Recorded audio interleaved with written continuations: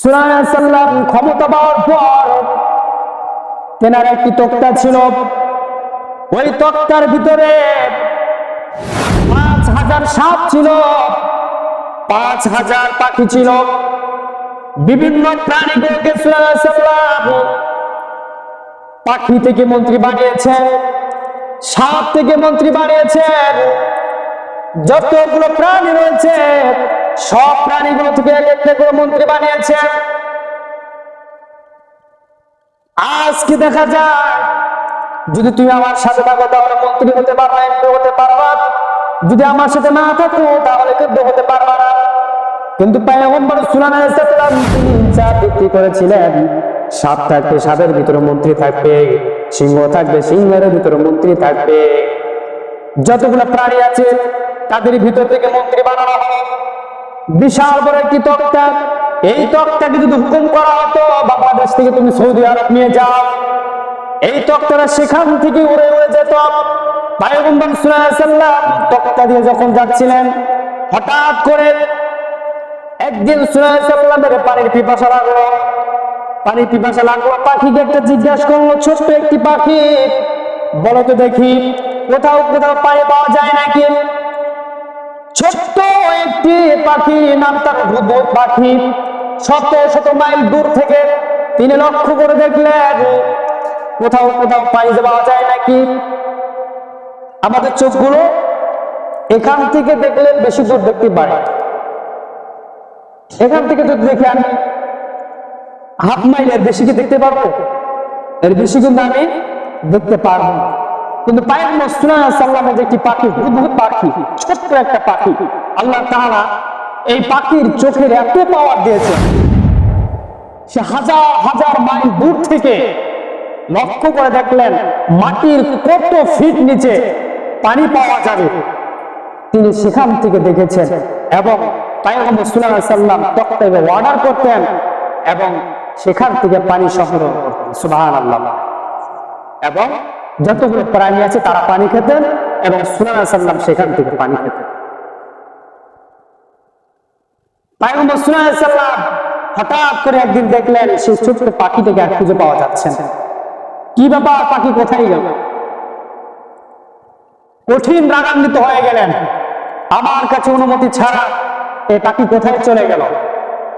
অন্যান্য পাখিরা আন্দোলন শুরু করে দিল, হুদহুদ পাখি যদি এবার আসে তাকে দিল আস্ত জবাই। পয়গম্বর সুলাইমান আলাইহিস সালাম তিনি বললেন, আমি যদি তাকে পাই তাহলে তাকে আমি ধরবো, আস্ত জবাই করব, এবং জবাই করার পরে তাকে আমি রোদ্রের ভিতর শোয়াই দেব, তাকে কঠিন শাস্তি দেব। কি কঠিন শাস্তি দিব? তার মানে বোঝা গেল সঙ্গে থাকলে সঙ্গী, সঙ্গে না থাকলে জঙ্গি। পয়গম্বর সুলাইমান আলাইহিস সালামের সাথে যদি এই ছোট্ট পাখিটা থাকতো, বলেন তো দেখি এই রায় কি দিত? দিত। তো পয়গম্বর সুলাইমান আলাইহিস সালামের উচিত ছিল পাখিটা কাছে আসবে এবং তার সব কথাগুলো শুনবে, তারপর তার সিদ্ধান্ত নেওয়া ঠিক থাকে। কিন্তু তিনি এত রাগান্বিত হয়ে গেলেন, পাখিকে যদি আমি পাই কোনো কথা শুনবো না, তাকে আমি জবাই করতে। হঠাৎ করে পাখিটি উড়াল দিয়ে আসলো, আসার পর অন্যান্য পাখির কাছে যখন বসলো, অন্যান্য পাখিরা বলল, তুই যে গিয়েছিলি সুলাইমান আলাইহিস সালামের কাছে কি ছুটি নিয়ে গিয়েছিলি? বলছে না। তুমি যাও, আজকে সুলাইমান আলাইহিস সালাম যে রাগান্বিত হয়েছে তোমাকে আস্ত জবাই দিবে। আজকে এত রাগান্বিত হয়ে গেছে, এত প্রিয় মানুষ, পাখির সাথে সুলাইমান আলাইহিস সালামের সাথে এত প্রিয় ছিল, এত ঘনিষ্ঠ ছিল, সে পাখিকে জবাই দিবে। পাখি ভয়ে ভয়ে পয়গম্বর সুলাইমান আলাইহিস সালামের কাছে গেল এবং সুলাইমান আলাইহিস সালামের কাছে গিয়েই প্রথম তিনি একটি সালাম দিলেন। সুলাইমান আলাইহিস সালাম রাগান্বিত হয়ে আছে, তিনি বললেন, ও আল্লাহর পয়গম্বর সুলাইমান, আপনি রাগান্বিত হবেন না। আমি উড়াল দিতে দিতে মনের অজান্তে এক শহর চলে গিয়েছিলাম। কি সেই শহর? তিনি বললেন, আমি এমন এক শহরে গিয়েছিলাম যেই শহরে মানুষগুলো অন্ধকারে নিমজ্জিত, যে মানুষগুলো শিরক করতে করতে নিজের জীবনটা নষ্ট করে ফেলেছে। ওগো আল্লাহর নবী, আপনি তো গোটা পৃথিবী শাসন করেন, কিন্তু সেই দেশে আপনি কোনোদিন যাবেন না। সেই দেশটির নাম হলো ইয়ামেন। সেই ইয়ামেন দেশে একটি নগরী আছে, নাম হলো সাবা। সেই সাবা থেকে নিয়ে এসেছি আমি একটি নাবা। নাবা মানে খবর। কি সেই খবর? পয়গম্বর সাল্লাল্লাহু আলাইহি ওয়াসাল্লাম তাকে একে একে প্রশ্ন করতেছে, পাখি উত্তর দিচ্ছে।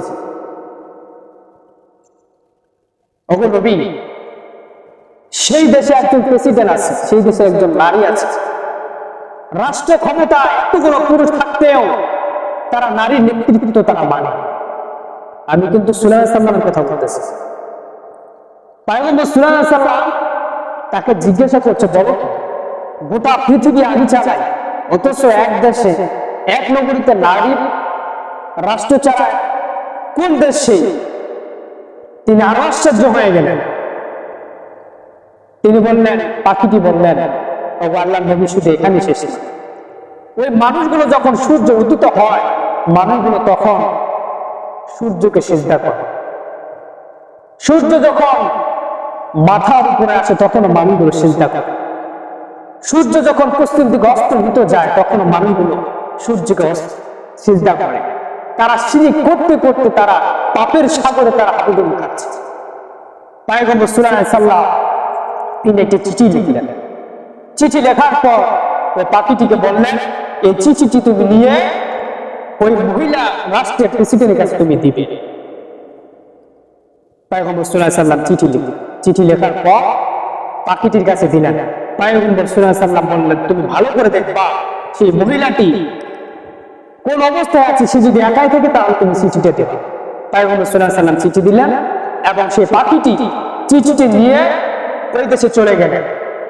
তিনি রানী বিলকিস যখন পরিশ্রান্ত এবং রাজ্য কার্যক্রম শেষ করে যখন একটু বিশ্রাম নিতে যাচ্ছিলেন, শুয়ে পড়েছেন, এই মুহূর্তে পাখিটি এই সুযোগে চিঠিটি তার বুকের উপর ফেলে দিল। সুবহান। পয়গম্বর সাল্লাল্লাহু আলাইহি ওয়াসাল্লাম চিঠি বুঝে আছে না নাই? চিঠিটি যখন দিয়েছে, চিঠি দেওয়ার সাথে সাথেই তিনি চমকে দাঁড়িয়ে গেলেন, শোয়া থেকে উঠে পড়লেন এবং চিঠিটি পড়লেন। চিঠিটি পড়ার পর তার মন্ত্রী সবাইকে ডাকার পর বললেন যে আমার কাছে একটি সম্মানিত কিতাব এসেছে। এই যে এতটুকু ভদ্রতা দেখার কারণে আল্লাহ পাক রব্বুল আলামিন রানী বিলকিসের গলায় কালেমার মালা পরিয়ে দিয়েছিলেন। সুবহান। আগে ভদ্র হতে হয়,